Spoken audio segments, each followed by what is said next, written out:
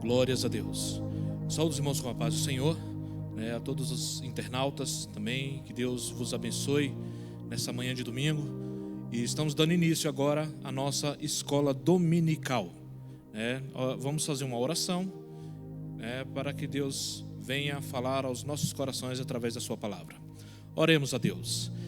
Maravilhoso Deus e eterno Pai, nós te louvamos e a Ti, ó Pai, adoramos pela essa rica oportunidade que o Senhor tem nos dado, ó Pai, de nessa manhã estarmos aqui reunidos, ó Deus, para glorificarmos o Teu nome e aprendermos um pouco mais a Tua palavra. Queremos Te pedir, ó Pai, que o Senhor venha falar aos nossos corações e que o Senhor venha derramar sobre nós a Tua graça. Sê conosco, ó Pai, é o que nós Te pedimos em nome de Jesus. Amém. Vamos entoar o hino de número 400 da harpa cristã. Convido a você que está na sua casa, que abra a sua harpa e vamos glorificar o nome do Rei Jesus. O hino de número 400. Em Jesus vivendo cada dia, em Jesus eu tenho alegria, em Jesus, ó doce harmonia, em Jesus desfruto a paz de Deus, em Jesus, na rocha inabalável, em Jesus, no homem incomparável, em Jesus, no Deus tão adorável, em Jesus, o mal não temerei. Em Jesus, a graça é infinita. Em Jesus, ó bênção inaudita. Em Jesus, minha alma é bendita. Em Jesus, eu tenho salvação. Em Jesus, não temo o mal e a morte. Em Jesus, estou firmado e forte. Em Jesus, meu barco rumo ao norte. Em Jesus, eu sempre hei de vencer. Glorificado seja o nome do Senhor Jesus. Neste momento, nós queremos fazer a leitura da palavra do Senhor, que está no livro de Neemias, capítulo de número 5, versos 1 ao 6, e depois, verso de número 1, e depois do verso de número 6 ao verso de número 12. Neemias, capítulo de número 5, verso 1, depois do 6 ao 12. Hoje, domingo, 25 de agosto de 2020, a lição desta manhã, ela tem um tema: as causas da desunião devem ser eliminadas. A lição de número 8, que vai abordar esse tema, com base no texto que leremos agora. Assim diz a palavra do Senhor. Foi, porém, grande clamor do povo e das suas mulheres contra os judeus, seus irmãos. Ouvindo eu, pois, o seu clamor e essas palavras, muito me enfadei. Considerei comigo mesmo no meu coração, depois pelejei com os nobres e com os magistrados e disse-lhes: usura tomais cada um do seu irmão. E ajuntei contra eles um grande ajuntamento. E disse-lhes: nós resgatamos os judeus, nossos irmãos, que foram vendidos a gentes segundo as vossas posses. E vós outra vez vendereis vossos irmãos, ou vender-se-iam a nós? Então se calaram e não acharam que responder. Disse mais: não é bom o que fazeis. Porventura, não deveis andar no temor do nosso Deus, por causa do opróbrio dos gentios, os nossos inimigos? Também eu, meus irmãos, e meus moços, a juros lhe temos dado dinheiro e trigo. Deixemos este ganho. Restituí-lhes hoje, vos peço, as suas terras, as suas vinhas, os seus olivais e as suas casas, como também o centésimo do dinheiro do trigo, do mosto e do azeite que vos exigeis dele. Então disseram: restituí-los-emos e nada procuraremos deles. Faremos assim como dizes. Então chamei o sacerdote e os fiz jurar que faria conforme esta palavra. Glorificado seja o nome do Senhor Jesus. Nós observamos aqui, irmãos, esse texto lido, mas nós também queremos ressaltar aqui o textuário da lição, Nós invertemos aqui a ordem no momento, mas queremos fazer a leitura aqui do textuário da lição, que diz: ó, quão bom e quão suave é que os irmãos vivam em união, O Salmo de número 133, verso de número 1. E a verdade prática da lição, ela vai dizer o seguinte: a união é uma força indispensável para a igreja. É um testemunho diante do mundo e um estímulo para o crescimento da obra de Deus.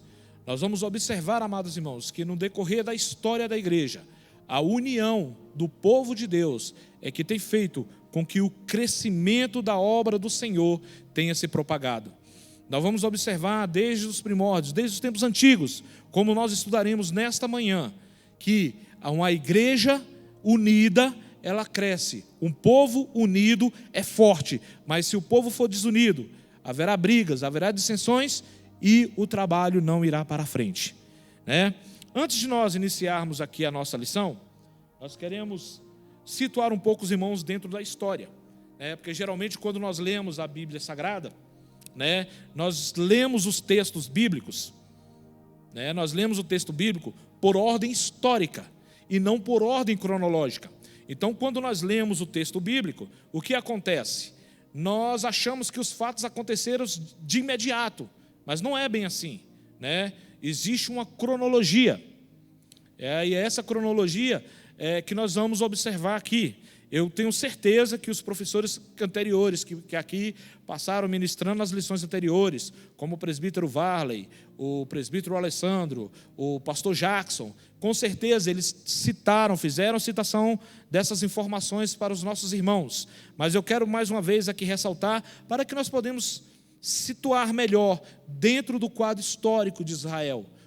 Que período, que momento foi esse que o povo estava passando, Em primeiro lugar, nós vamos observar, que o Império Medo-Persa, ele vai surgir ali por volta do ano de 550, Ciro, um governante persa, ele toma a região dos Medos, a Média, e aplica a mesma cultura política e religiosa aos Medos, e alia o exército Medo ao exército persa, e daí a origem do Império Medo-Persa.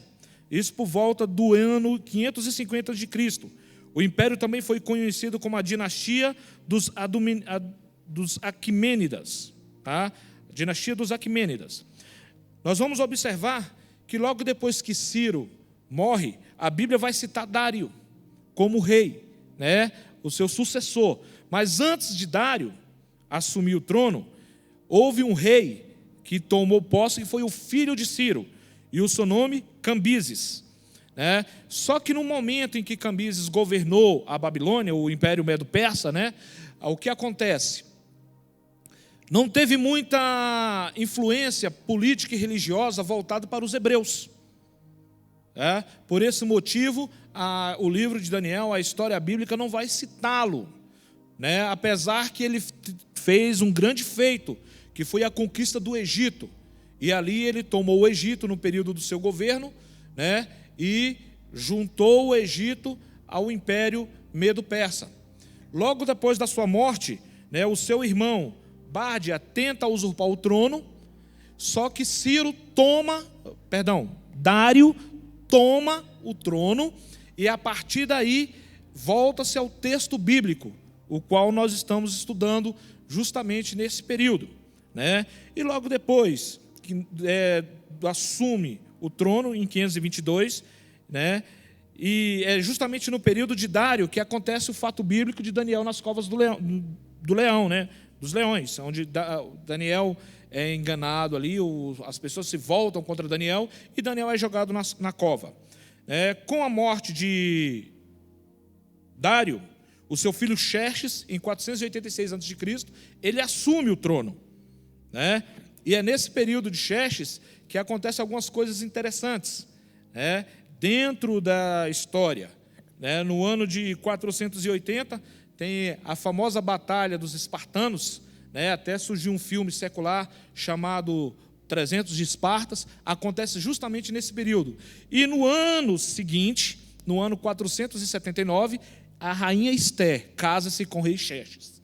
Então a gente vai observar que a história, ela está intrínseca na Bíblia, né? E que a Bíblia, ela tem como ser comprovado, os fatos bíblicos têm que ser como comprovado dentro da história.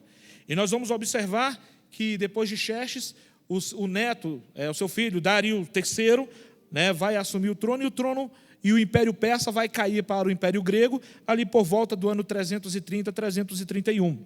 Então, se nós formos observar aqui, dentro desse quadro que você está vendo aí na sua tela, esse fato de Neemias, ele vai acontecer justamente ali no terceiro regresso dos israelitas, neste quadro, tá? No terceiro regresso dos israelitas. Aí você vai ver no cantinho da tela aqui, na parte de baixo do lado direito, que Dário é derrotado pelos exércitos de Alexandre o Grande. Só que esse Dário não é o Dário que sucedeu o rei Ciro, tá? Era o neto de Dário, tá? Que eles tinham o mesmo nome.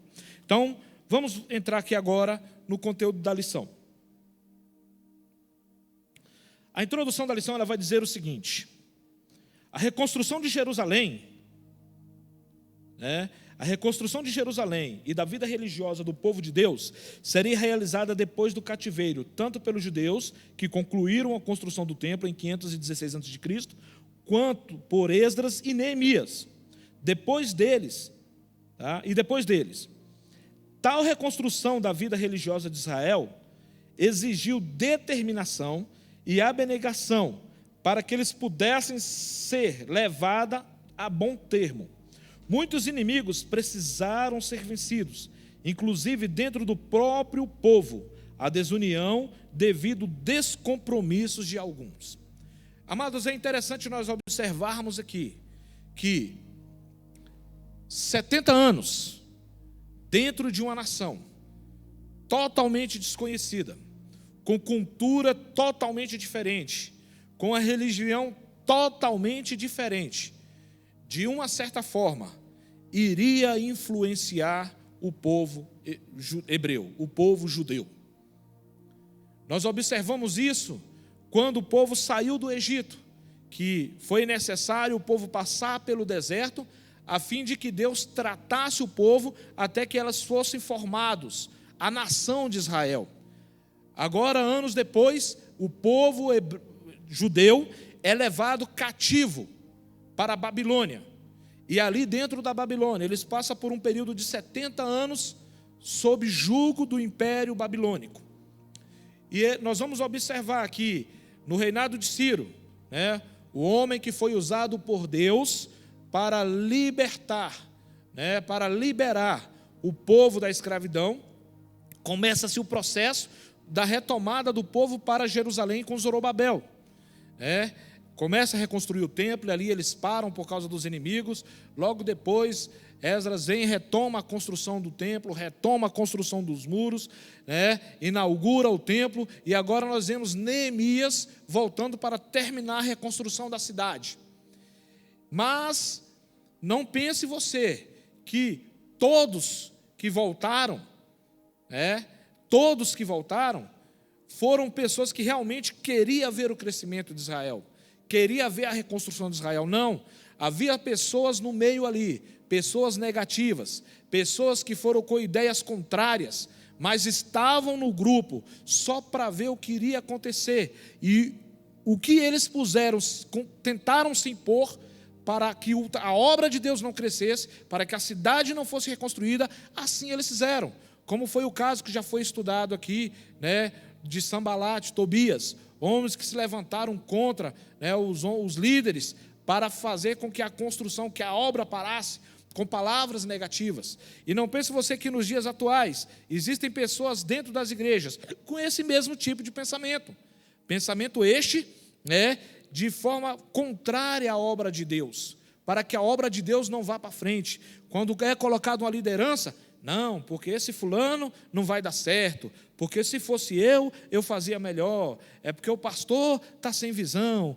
pessoas assim, meu irmão, sempre vai haver na igreja, porque o trigo está semeado, né? Mas o joio também foi semeado junto ao trigo. E só quem vai poder arrancar esse trigo e fazer a separação do joio será o Senhor Jesus Cristo no dia do arrebatamento da igreja. É tanto que a própria palavra de Deus vai nos dizer que nem todos aqueles que dizem Senhor, Senhor, herdarão o reino dos céus. Então nós vamos observar que foi necessário uma ação por parte da liderança para fazer o quê? Para tirar do meio do povo, para tirar do meio do povo os motivos pelos quais estava levando o próprio povo a brigar entre si. E com isso, a cidade não iria para frente. A reconstrução, a tomada da cidade, ela não iria para frente. Mas vamos observar aqui o primeiro tópico da lição. A união caracterizava os judeus libertos do cativeiro. Qual era a base dessa união? Uma coisa interessante que nós devemos ressaltar aqui é que quando o povo foi liberado para voltar para suas terras, nem todos quiseram voltar. Até porque muitos já tinham se estabilizado ali na Babilônia.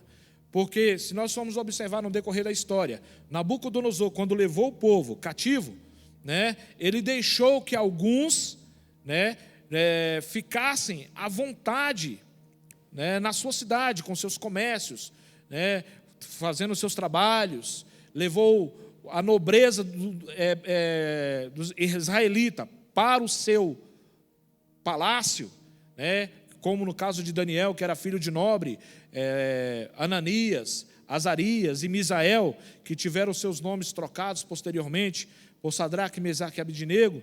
Eles foram levados para o palácio para trabalhar junto com o rei. Então eles eram nobres, eram tratados com nobreza e tinham toda a liberdade de andar pelo império. Mas também existiu aqueles que foram levados para os campos, como escravos. Então, o povo, muitos deles se estabeleceram dentro da Babilônia, e não foram todos os judeus que voltaram para Israel. Até porque havia o pensamento de alguns, creio eu estou com a minha vida estabilizada aqui neste lugar, tenho aqui a minha fonte de renda, minha família está bem, para que eu vou voltar para uma cidade destruída? Não é verdade?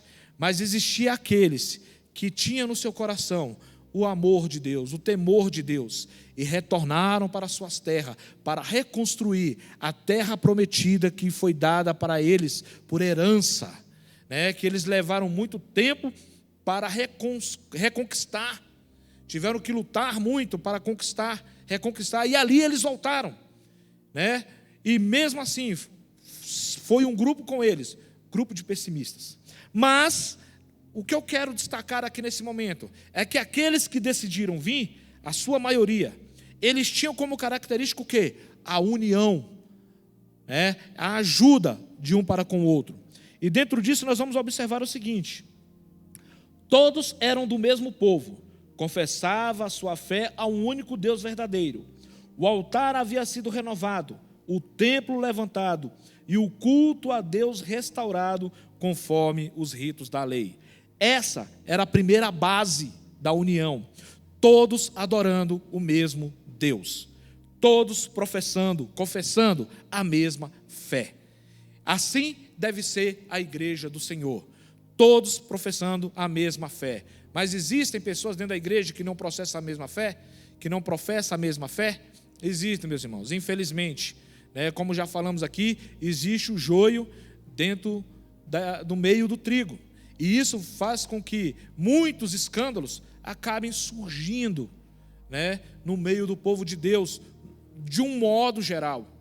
Porque as pessoas estão dentro da igreja, mas não professam a fé em Deus, não adoram o único Deus. O seu corpo está presente na igreja, mas o seu coração, o seu pensamento está todo voltado para o mundo.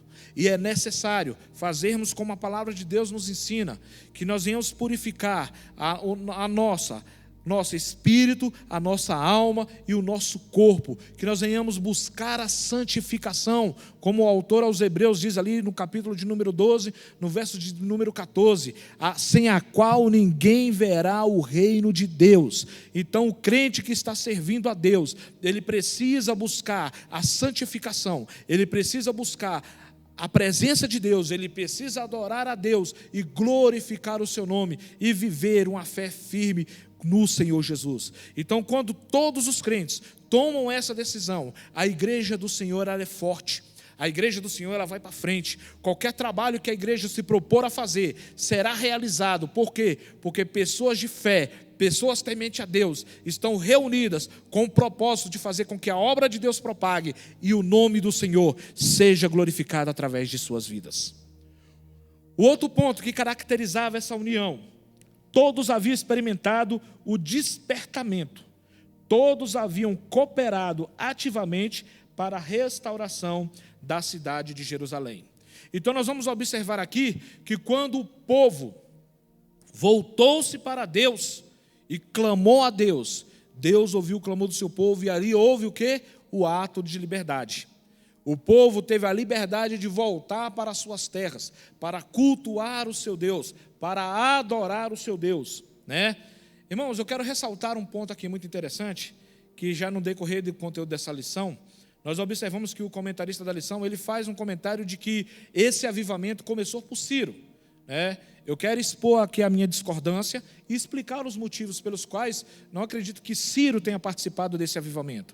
Em primeiro lugar, para que se tenha o avivamento, é preciso adorar a Deus. A unção de Deus, ela não é derramada num homem sem Deus. Nós podemos observar aqui que no decorrer da história, Deus usou grandes homens que não eram judeus, que não professavam a sua fé, mas abençoaram o povo hebreu.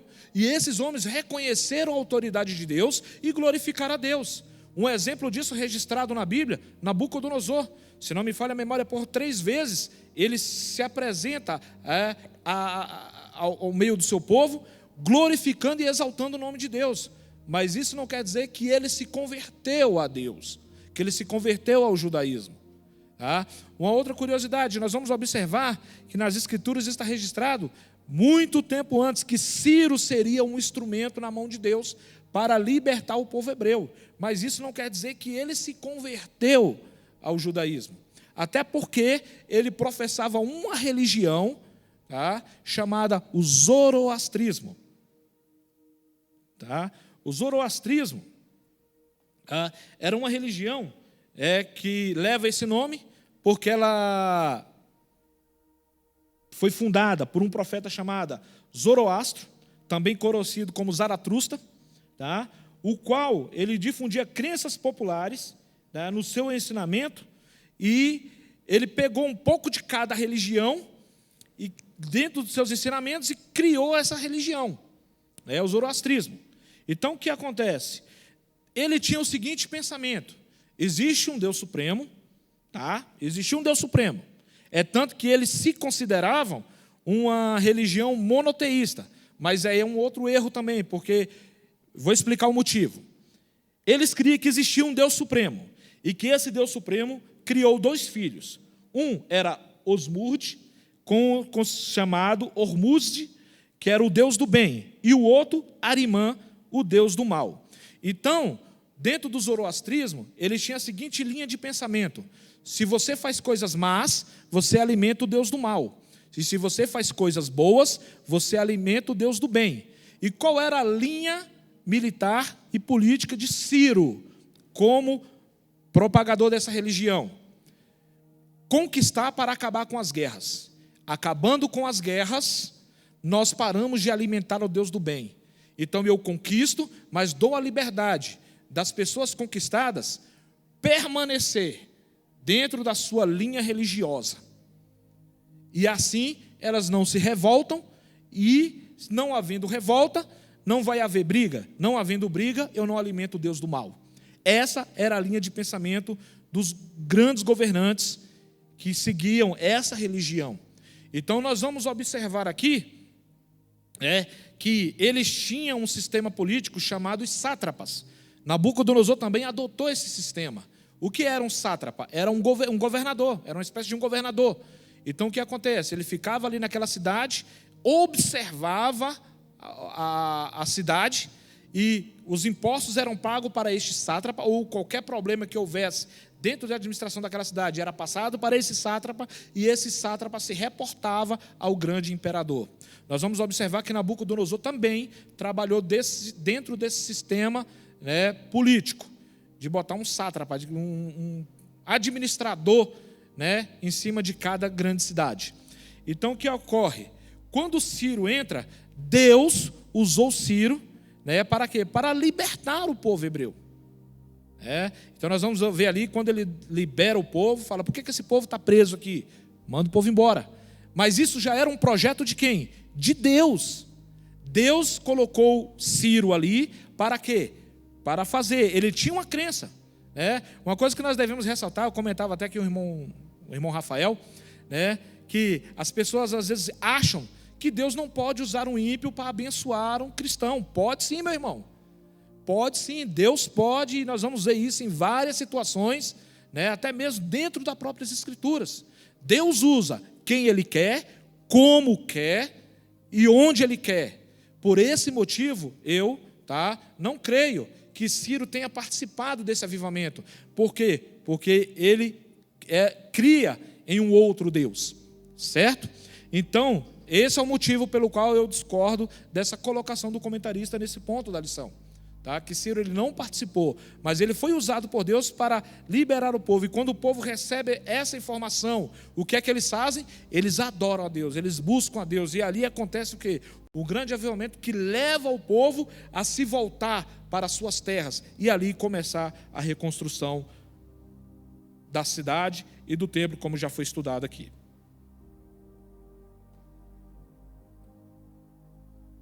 O ponto 2 da lição, ela vai dizer o seguinte: essa união entre os judeus simbolizava a união que deve haver na igreja de Deus, como está registrado lá em Gálatas, no capítulo 6, verso 16. Essa união não se baseia na nacionalidade, nível social ou cultural, mas todos são um em Cristo. Desculpe, todos um em Cristo. É uma coisa interessante que nós devemos observar, irmãos, que a igreja do Senhor, como Paulo escreve, ela é um corpo. Ela é um corpo e estão todos ligados em Cristo Jesus. Então aqui não existe acepção de pessoas.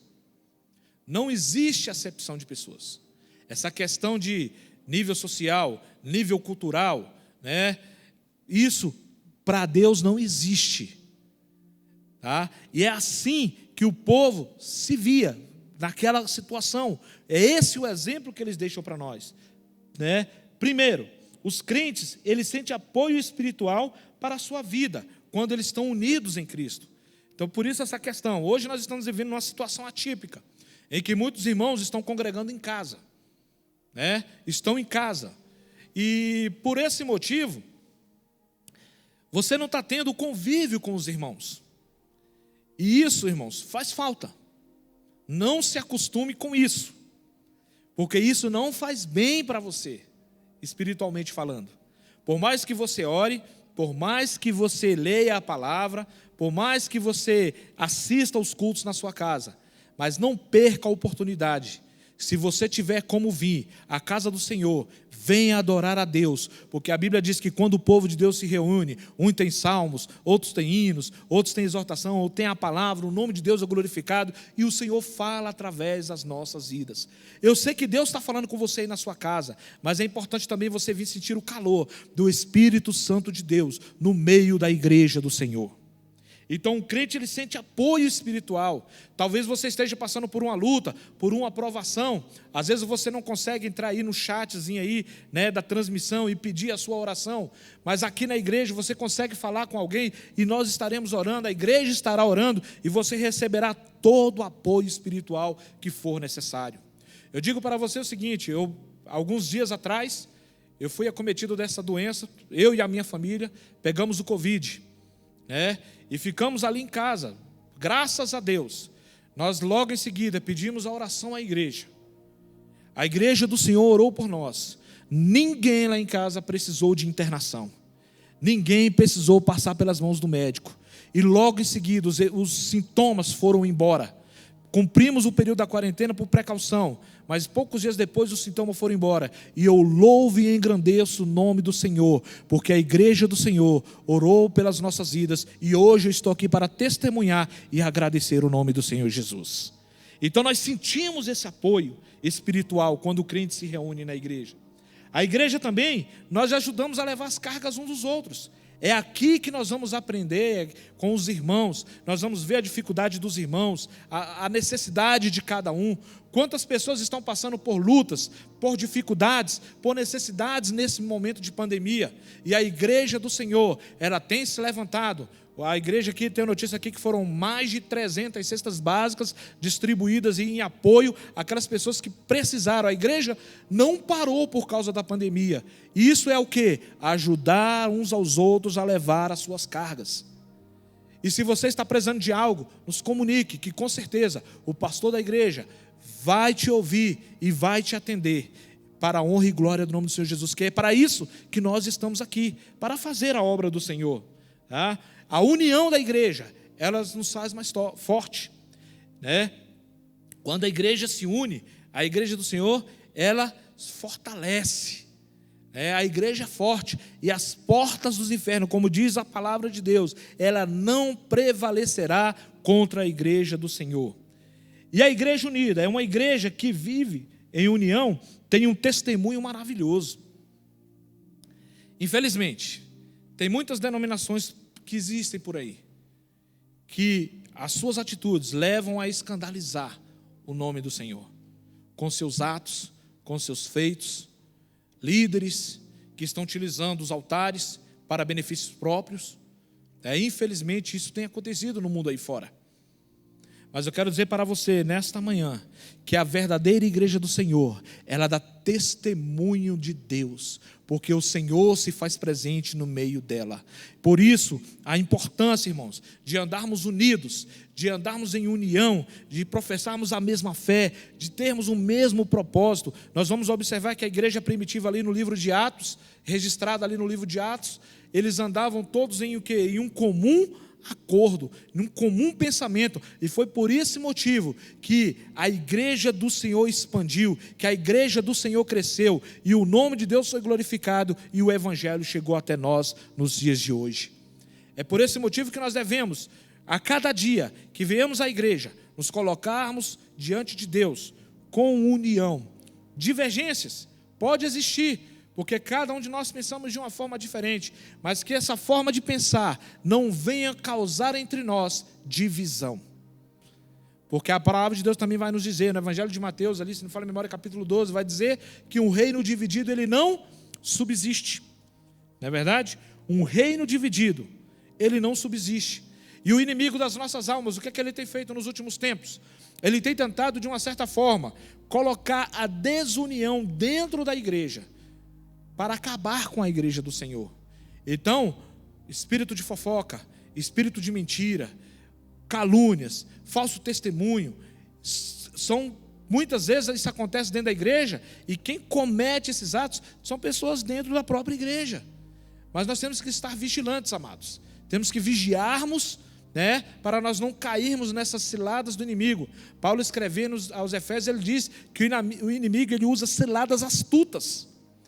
E a base dele não é mais o ataque externo, é interno, é usando dentro da igreja, pessoas que estão dentro da igreja, e muitas vezes até pessoas influentes para o quê? Para minar a divisão. Aí tem um grupo do irmão fulano, o grupo do irmão ciclano, o grupo do irmão ciclano não canta com o grupo do irmão fulano, o grupo do irmão fulano não vai na casa do irmão beltrano, e por aí vai. Não é assim, irmão. Assim a igreja do Senhor não prospera.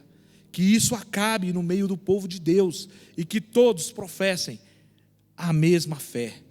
É certo que nós vamos ter pessoas mais próximas de nós, né? Jesus demonstrou isso, que dos 12 discípulos, tinha 3 que andavam próximo a Jesus, e tinha um que ele descansava no seu peito.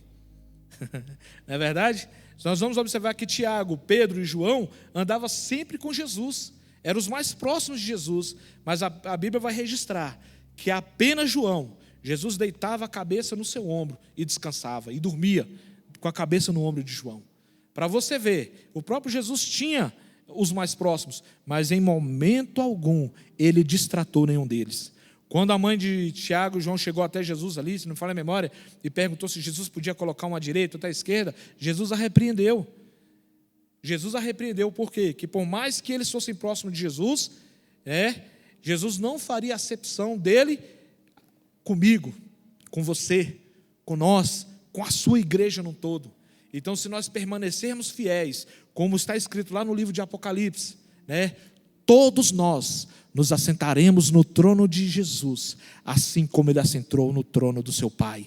Glorificado seja o nome do Senhor Jesus. Não ficaremos nem à direita nem à esquerda, mas sentaremos com ele no seu trono, porque essa foi a promessa que ele nos fez. Então Jesus mostrou, através dessa palavra, o quê? Que para ele não há acepção de pessoas. Essa união é uma verdadeira força. O comentário da lição vai nos dizer: foi por causa da união que os judeus, numericamente inferiores aos seus inimigos, conseguiram construir o templo e também os muros da cidade. Essa união é também o segredo da vitória da igreja. Sejamos, pois, um, assim como o Pai, o Filho e o Espírito Santo são um. O autor a Eclesiastes já dizia: o cordão de 3 dobras não se quebra tão depressa. Então isso serve para todas as áreas da nossa vida. Se nós somos no nosso trabalho, na igreja, em casa, se houver divisão, tiver desunião, não vai subsistir, não vai prosperar. Nós vamos observar que diversos inimigos se levantaram contra o povo judeu. Teve momentos da reconstrução dos muros, que Neemias, juntamente com os homens e as mulheres, o que é que eles faziam?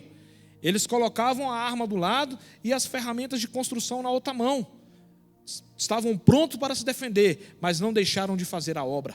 Estavam prontos para lutar, mas não deixaram de reconstruir aquilo que eles se propuseram a fazer: a construção dos muros da cidade e a reconstrução da cidade. Então, isso demonstra o quê? Uma união, mesmo propósito, mesmo pensamento. Que a igreja do Senhor tenha o mesmo pensamento. Que pensamento é esse, amados? De crescer, de buscar almas lá fora, de ver o reino dos céus prosperar, os reinos dos céus crescer, o nome de Deus ser glorificado, e em breve subiremos para a glória juntamente com Ele. Que a igreja seja uma. Se nós formos observar, perdão, irmãos.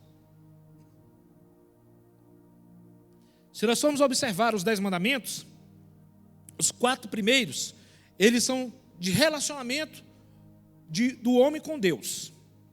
E os outros 6, relacionamento do homem para com o homem. Então nós vamos observar que Deus se preocupou mais em que o homem se relacionasse. A relação com Ele é necessária, mas também existe a grande necessidade do homem se relacionar com o seu próximo. Como eu já citei aqui, o autor aos Hebreus, ele vai dizer o quê? Que nós devemos seguir a paz com todos e a santificação, sem a qual ninguém verá a Deus. Ou seja, mantermos a comunhão com todos e a comunhão com Deus, através da santificação. Nós vamos observar que Jesus sintetiza os 10 mandamentos em 2. Amar a Deus sobre todas as coisas e ao próximo como a ti mesmo. Então nós vamos observar por que muitas vezes nós queremos desejar o mal ao próximo. É isso que você quer para você? Porque às vezes você pensa que as coisas ruins acontecem com você. Pensa no que você está desejando ao seu próximo, ao próximo, àquelas pessoas que estão ao seu redor. Pense nisso. É isso que você queria para você? Porque muitas vezes desejar mal para os outros é fácil. Querer ver a destruição, a ruína dos outros é fácil. Querer que quando o irmão peca, que ele seja eliminado, que ele vá direto para o inferno, é o desejo de muitos, infelizmente, dentro da igreja. As pessoas não têm mais compaixão, não se compadecem quando uma pessoa cai, quando uma pessoa erra, quer ver a destruição dessa pessoa. E não foi esse o sentimento que Jesus nos ensinou. Quando aqueles homens levaram aquela mulher para ser apedrejada porque foi pega em adultério, Jesus olhou para aquela mulher e disse: quem não tiver pecado, atire a primeira pedra. Irmãos, não esqueça, você também está sujeito a isso, ao erro, a falhar. Todos nós estamos. Mas se você tem o seu coração voltado para as coisas de Deus, professa uma fé em Cristo, você vai ter compaixão de uma pessoa quando ela cai, como nós já vimos aqui, compadecer uns com os outros, ajudar a levar as cargas uns com os outros. Nem todos têm a mesma estrutura espiritual que você tem, que eu tenho. Não, tem pessoas que são mais fracas, precisam ser ajudadas, precisam ser carregadas. Nós vamos observar ali na primeira epístola de João, quando ele escreve ali, se não me falha a memória, no capítulo de número 2, ele vai dizer o quê? Ele escreve para os pais, ele escreve para os jovens e ele escreve para os filhinhos. Isso aqui nós podemos observar 3 categorias de níveis espirituais dentro da igreja. Pessoas que já têm uma certa base, que são os pais, os jovens, que são aqueles que estão em plena atividade, e os filhinhos, que são os recém-convertidos. Então a gente vai observar que o tratamento ele é diferente, porque eu não posso exigir, eu nasci num lar evangélico, sou obreiro desde os meus 17 anos de idade, pastor aproximadamente há 18 anos, 18 anos já que Deus nos separou para o ministério do pastorado. Jamais eu vou exigir de uma pessoa nova convertida aquilo que eu tenho que fazer, até porque ele não tem o mesmo conhecimento e não tem a mesma base, não tem a mesma formação que eu tenho.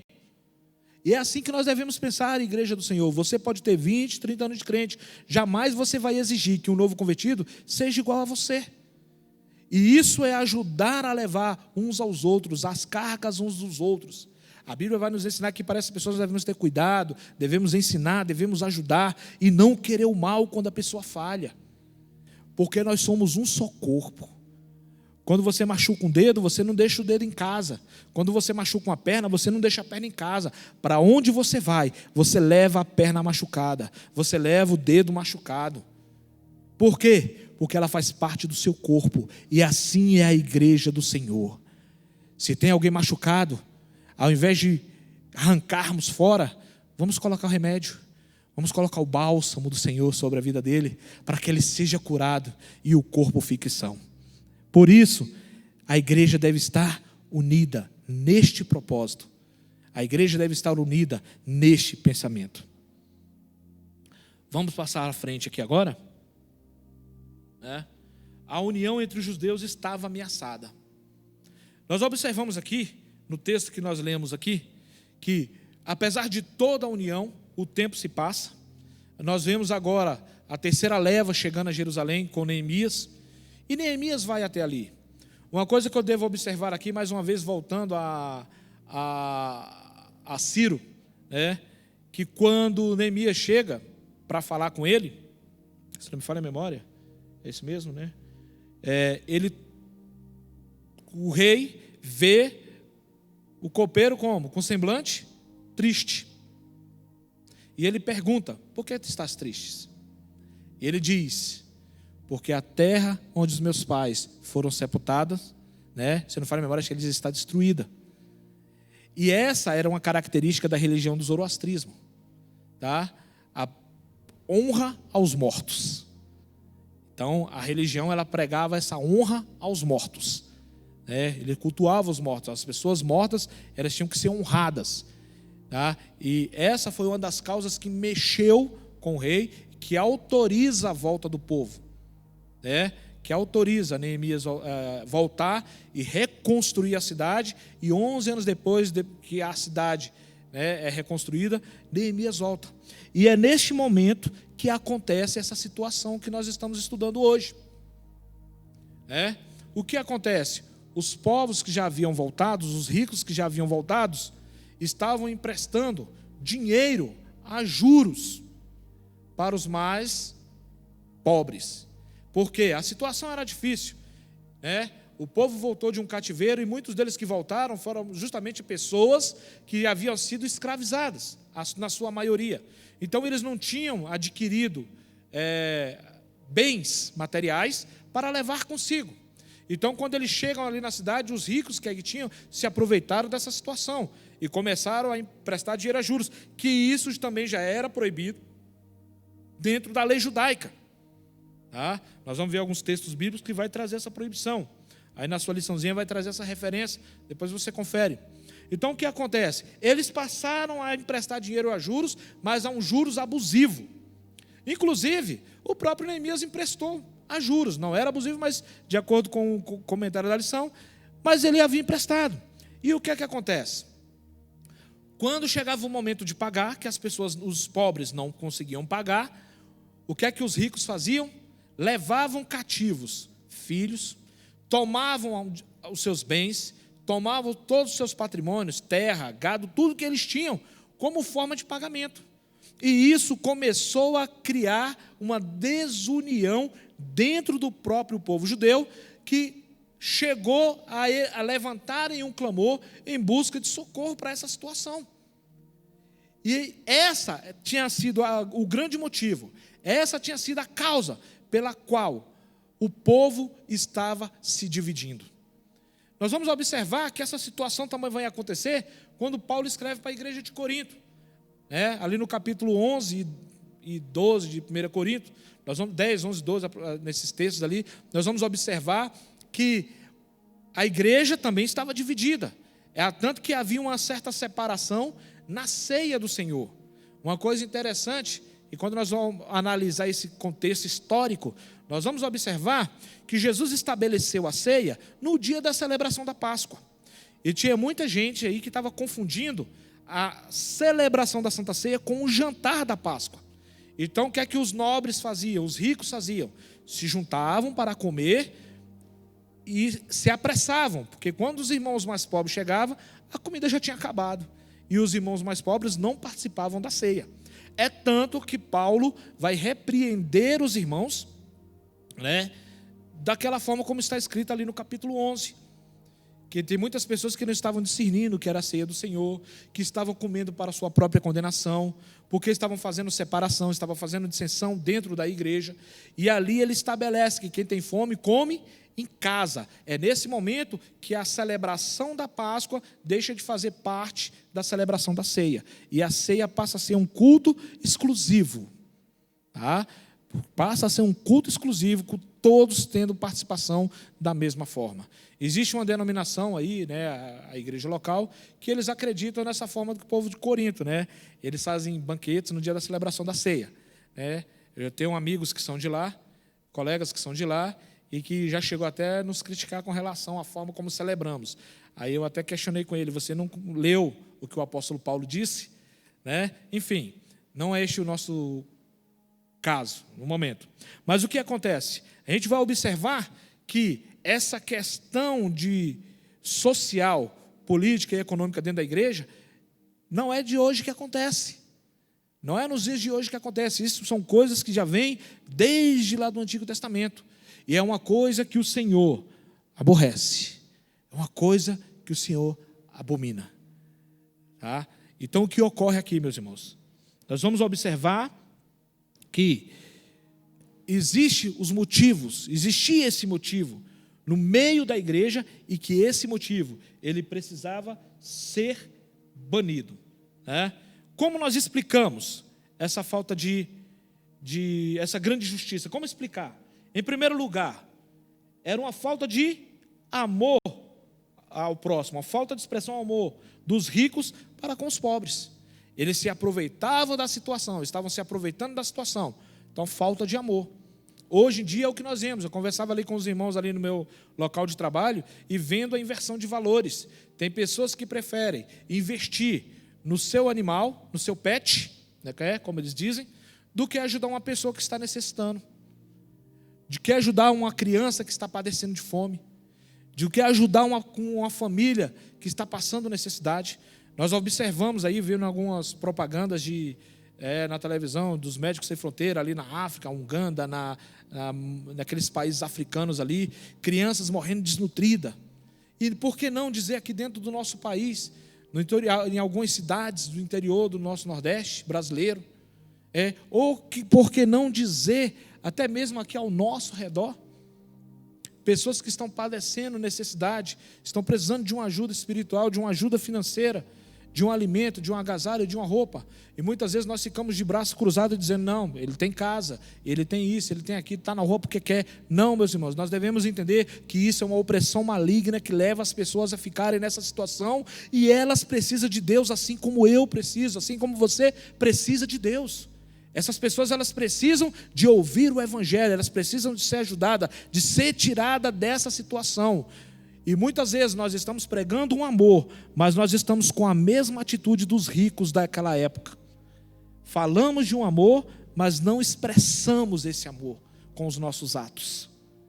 Por falta de amor, os ricos chegavam a cobrar os juros com usura, coisa que era proibido na lei. O assunto é muito sério, porque a Bíblia diz que quem peca contra o irmão, peca também contra Cristo. Olha só o peso das nossas atitudes para com o nosso próximo. Isso é muito sério. Devemos deixar apenas de falar e praticar aquilo que a palavra nos ensina. É aqui que entra fé e obras.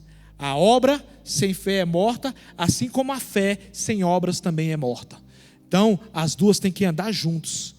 Se você tem fé em Deus, demonstre essa fé. Demonstre essa fé de que forma? Agindo, fazendo algo para a obra do Senhor. A segunda atitude, a atitude dos ricos era uma expressão de dureza contra os seus irmãos. Eles queriam ficar ainda mais ricos, às custas das misérias dos seus irmãos mais pobres. Não lhe importava o choro de seus irmãos. Eclesiastes diz: a opressão faz endoidecer até o sábio. Então nós vamos observar aqui que eles não queriam saber. É igual tem um ditado aí, né? Negócio, amizade à parte. Era nesse estilo que eles estavam aplicando, os seus negócios naquela época. Eles não estavam olhando a situação dos irmãos, eles não queriam saber, estavam levando tudo que eles tinham. E quando eles não tinham mais nada, levavam os filhos escravos. Um caso desse nós vamos observar, justamente ali na época do profeta Eliseu, com a viúva, com aquela mulher que perdeu o marido, e ele ora e o azeite da botija e a farinha é multiplicado. Era naquela situação, o marido morreu e deixou uma dívida. E como a mulher não tinha condições de pagar, ele queria levar os 2 filhos da mulher até que eles trabalhassem a ponto de pagar a dívida. Nós vamos observar, nessa situação aí, que na época de Cristo, na época de Neemias, a situação era a mesma. E detalhe, não eram os ímpios fazendo com os cristãos naquela situação. Eram os próprios cristãos fazendo, os judeus, povo que professava a mesma religião, fazendo com o povo da mesma religião. Então nós vamos observar, será que nos nossos dias existe isso hoje? Existe, irmãos, infelizmente existe. Pessoas que estão dentro da igreja, são empresários, mas não estão dando testemunho de cristão, com seus atos, com as suas atitudes. Por isso, devemos estar vigilantes à fé que professamos, ao Deus que nós professamos, para que nós não venhamos cair nesse mesmo ato de injustiça.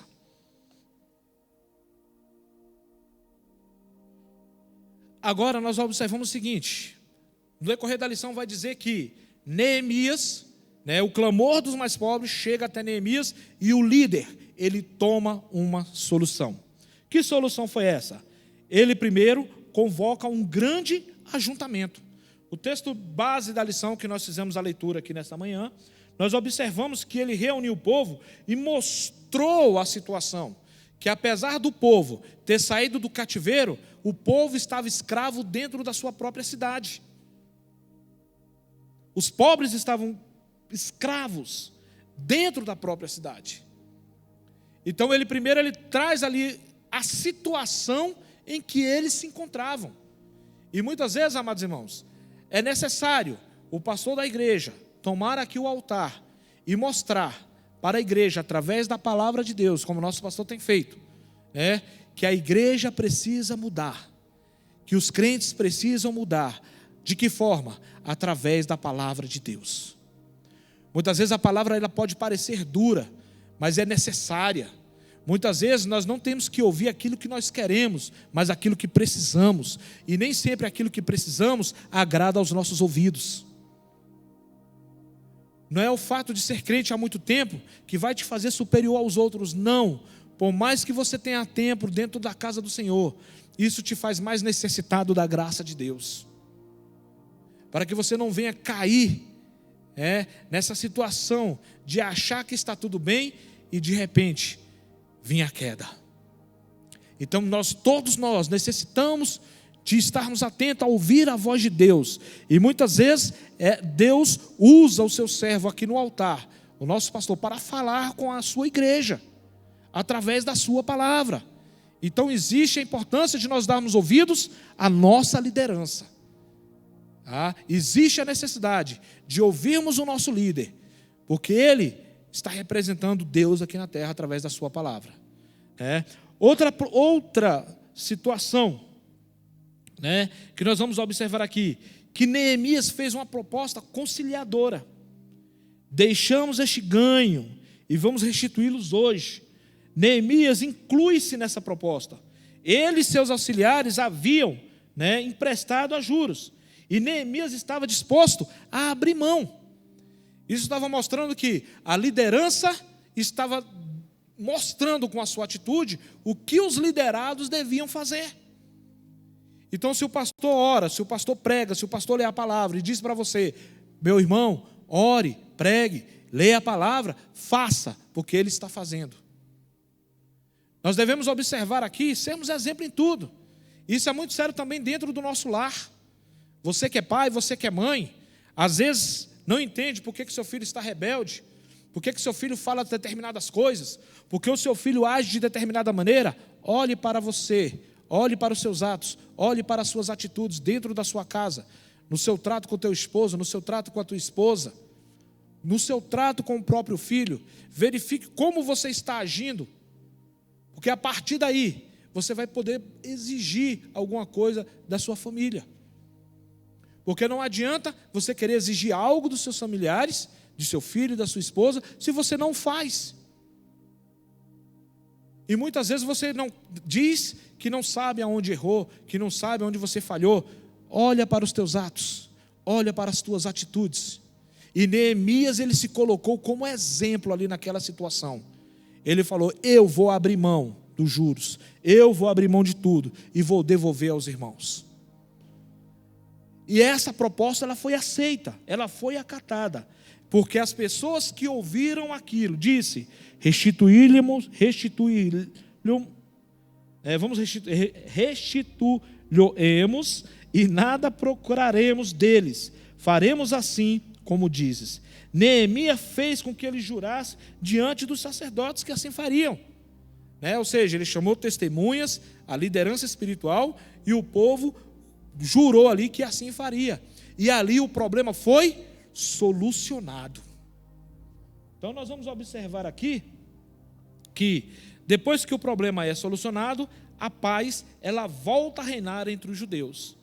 Surgindo um problema entre os irmãos, deve logo ser tratado com diligência.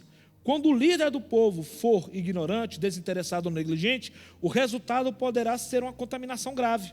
Faz parte das atribuições do ministro manter a boa ordem da igreja. Pastor, liderança, seja ela qual for, não pode tomar partido na sua liderança.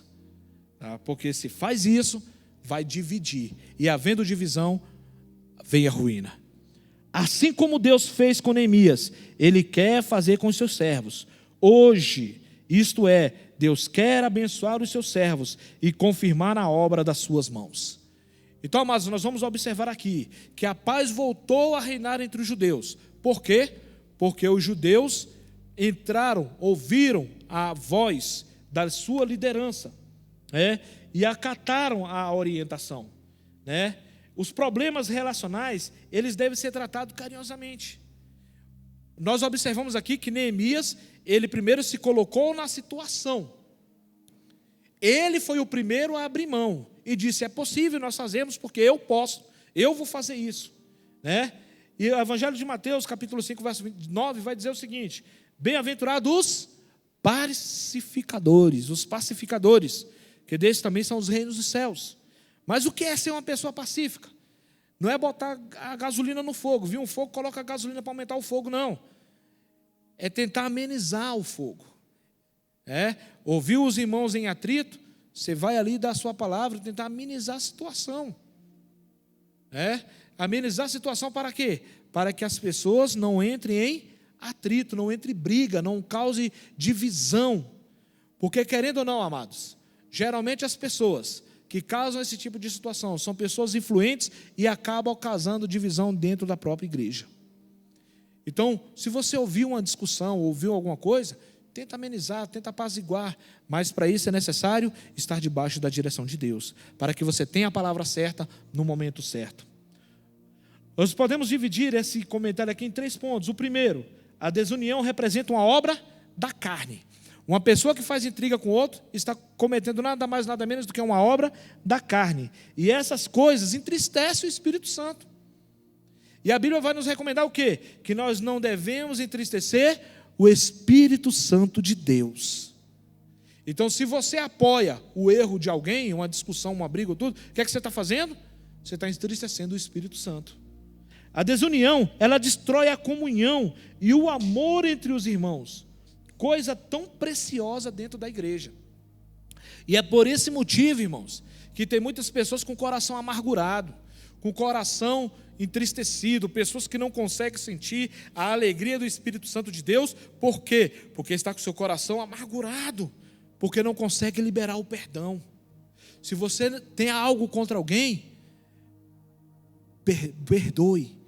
Nós observamos que quando Jesus chama a atenção dos discípulos com relação ao perdão, ele diz o seguinte: se alguém tem uma oferta, vai, deixa a oferta no altar, se alguém tem uma oferta e lembra que um irmão tem algo contra você, você deixa a sua oferta no altar, vai lá, reconcilia-se com ele, volta e apresenta a oferta.